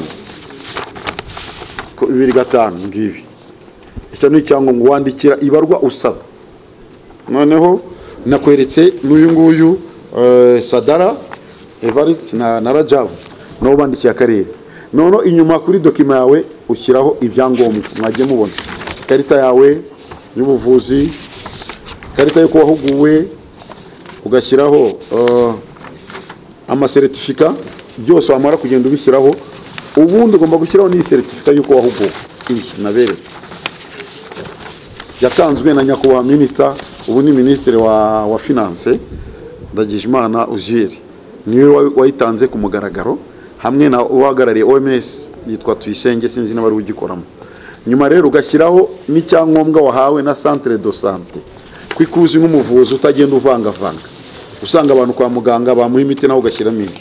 Ni iki tugenderaho. Wabonye ko hasi hariho kashe y'ihuriro ngiyi imbere n'inyuma. Nibyo tugiye kwihutisha bizemezwa mu nteko, abanyamuryango nibabyemeza muri nteko tuzabatumiramo, tuzahita tubikora. Muratubajije ngo murateganya gukora iki kijyanye n'abantu bitira indwara zose. Nkuko mwayibonye na komite nta muvuzi dufite imvura indwara zose. Niyo mpamvu no mu itegeko nabashije kujya mu bagiye kuritegura twari benshi batandukanye. Ndibuka nakoze muri groupe bakoraga ibyo bita ethique mu abiza amategeko barabyumva. Turi Bugesera batubwiye ko hari ibintu bijyana n'ibi ngibi. Bivuga ngo aho tuzakorera twese itegeko nirisohoka buri muntu azafite association aturukamo, cooperative cyangwa company. Noneho buri karere buri ntara izagira umuntu yihagarariye. Ba bantu bane baturuka mu ntara nibo bazitoramo president. Mu byo twavuze ku bijyanye n'itegeko nuko bavuze ko na president baproposaga ko umunyamabanga azaba ari umuvuzi gakondo byibuze ufite lisansi, ariko perezida w'abavuzi we azaba ari perezida usanzwe, ntago bisaba ngo ni umuntu wize amashuri akomeye. Ku byo waruvuze gahunda dufite rero, hari amabanga yose udashyira hanze. Dosiye twarayisomye, urutonde rw'abantu bikabuga niyo bantu turi buhere bahuye na kino kibazo cyane, kuko turarufite metre wacu birabitweretse twarayibonye, tujye kubaganiriza. Kuko tukibimenya bwa mbere hano hari inteko, duhamagarwa n'umuvuzi gakondo witwa Musabye Marie Claire, aduha nimero zabo bareze Gertrude. Tuza rero kuza nyuma ukuntu baje kongera kujya kurega Betty, urumva n'ibyane byo guhisha ibimenyetso. Ikindi twababwiye tugiye gukora byihuta naho hanga barabyumva, nta muntu uvuga ngo avura indwara zose. Oya, bundi ni mpamvu ifishi indi yabanzaga 2019 n'umunani tubwira indwara eshatu wumva, ariko ahubwo mu kinyarwanda hari imiti ivangwa ikavura indwara nyinshi. Icyo cyo kirahari, nkuko ubona antibiotique yenda yavura igisebe, ikavura ikibyimba, infection, ibintu byinshi. Natwe dufite imiti, umuti umwe wavura indwara nyinshi. Iki kibazo cyaje no kuba tunakiganiraho tumubaza na Gertrude bera yavuze na komite bitashimishije, ho yavuga ngo ufite umuti wa covid. Ibyo bintu urumva n'ukuyobya abantu, urumva baravuga ngo ufite umuti wa covid, ihuriro uyoboye ubwawe, sibyo? Nta muti turatanga muri FDA ngo yemezwe, ubwo utangiye kuyobya abantu. Icyo nicyo rero twebwe na bagenzi banjye barakizi, icyo nicyo nababwiye tugiye gukora. Ubu igikurikiraho tugiye gusigara dukora inama, iyo barwayi bageraho bidatinze. Umuvuzi wese ukorera mu Rwanda niba ngombwa turakora itangazo rigenewe abanyamakuru, mubimenye tubibagezeho. Nicyo tugiye gukora, turakoresha amaradiyo, tunakore na desante. Directeur arabibemereye, akazi ni kenshi muri no minsi. Nyuma ya Cogama turakora desante, kandi twabwiye abayobozi b'uturere umuntu uzadukenera turi benshi. Twakigomwa n'umuntu afite indi mirimo, umwaka ajya Gisagara undi akajya hehe, ariko twabijeje ko tariki 31 z'ukwa munani tuzabaha report y'icyo twagezeho, kuko tuzi ko inzego zizadufasha. Ikintu mbaje cya Cogama, abavuzi gakondo intera twariho mbere niyo turiho ubu ngubu biratandukanye. Cogama tukwitegura nk'abandi banyarwanda bose. Naguhaye urugero, abavuzi gakondo dufite harimo abakora mu nzego z'ibanze, hari n'abakora muri gahunda za leta. Ibijyanye ibitureba byose, urabona gahunda y'amasuku, gutanga serivisi nziza, kubahiriza gahunda, ibi byose twese tubirimo. Ku bijyanye n'ibyo yavuze ngo farumasi, ntabwo mvuze ngo mu karere ka Nyarugenge dufite amavuriro meza kurusha abandi, ariko naho haba n'intangarugero. Uyu munsi umbwiye ngo abantu bacogama tujye hehe, nahita mwereka aho tugenda turahafite. Dufite n'abavuzi bakora kandi bazwi naho bakorera. Buri karere ukabajije ntihaburamo ahantu hari amavuriro bakorera, ariko rebeye muri Kigali niho dufite amavuriro ubona afatika ari presentable, ahantu wagenda mugasangamo toilette, aho bakorera consultation. Ibyo byose akaba ari ibintu bigenda bikoreshwa. Ku bijyanye rero n'ikibazo kindi waruvuze, kuri Cogama twongeraho dutanga umusanzu nk'abanyarwanda bose, nibyo nahoze nkubwira. N'ubu bwanjye uri kureba aha ndavana umukanya nkomeza akazi ndimo k'umukuru w'umudugudu, naho murebe biturimo, ntago twicaye. N'abandi bavuye mu kazi nabo bakora mu zindi nzego zisanzwe za leta n'akazi kabo. Rero Cogama twitwa n'abandi banyarwanda, tanga isura nziza. Nacyo kintu twakoze itangaza makuru kujya na Cogama, abantu yo kugenda babeshya abantu ngo baravura bakora ibintu byinshi bitanahuye bitari ngombwa. Icyo nicyo kibazo cyaba gihari kandi gikomeye. Kandi namwe wo tuzabona atandukiriye tuzamubwira icyo agomba gukora, kuko ari na gahunda umujyi wateguye. Buri karere, buri hano mu mujyi wa Kigali, akarere kose, buri murenge wagiye ukora expo made in Rwanda, aho hose bagiye babikora. Nzi hari nk'uwitwa Alex Nyabugogo n'abandi bagiye bajyamo afite nima na certificate. Ku kibazo cya kabiri urumbaje cy'imikoshi sinzi aho ngaho niba unyuzwe.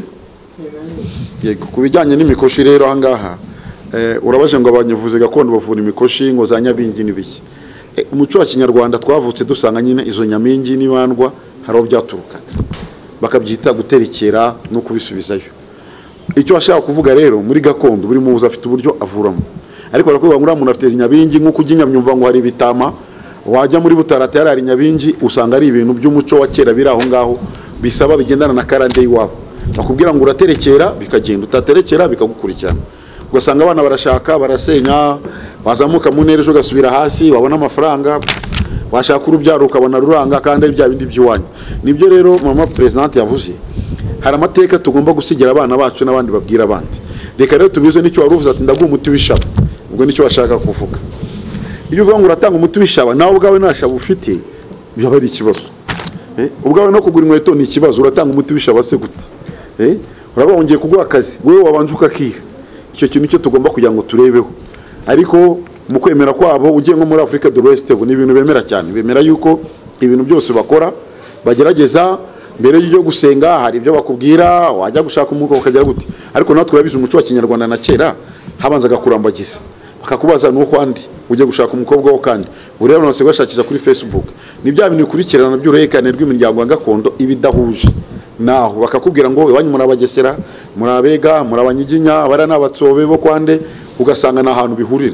Bisaba rero iyo ngingo twazayiganiraho kazaguha umwanya tukinjira mu mateka neza y'u Rwanda n'izo nyabenge aho zihurira n'izo mandwa n'umuterekero wabaga ibwami nuko byagendaga n'icyabiteraga. Sezerano za televiziyo zikuzanira ama-interview adasobanutse ngo harimo ibishegu n'ibindi byose. Sezera ibyo byose kuko Ibendera TV iyi ni isakaza amashusho ikaba televiziyo ikorera kuri YouTube ikuzana ibiganiro byose bishoboka. Ibendera TV nyaruka udasanga abandi bamaje kugerayo bakagutanga iby'ubwenge, ibiganiro hirya no hino, abahanzi ndetse na comedy, ibiganiro ama-interview ndetse kandi uragera usanga n'ijambo ry'Imana. Ibyo byose nukugerayo gusa andikamo Ibendera TV maze ukora subscribe, like na comment, ukomeze unezezwe na byinshi bashyiraho kuri Ibendera TV. Ibendera TV ihuriro ry'ibiganiro by'ubwenge, abanyamakuru bujuje ubumenyi.